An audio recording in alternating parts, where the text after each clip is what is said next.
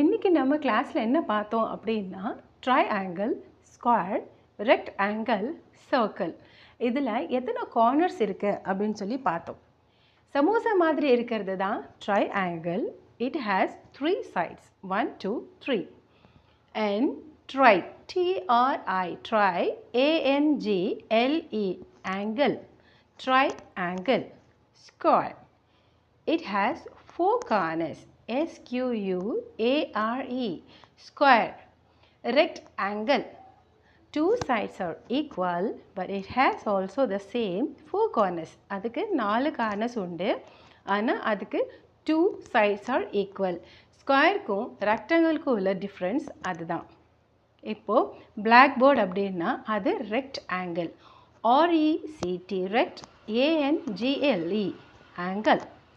Circle is a simple one. So அது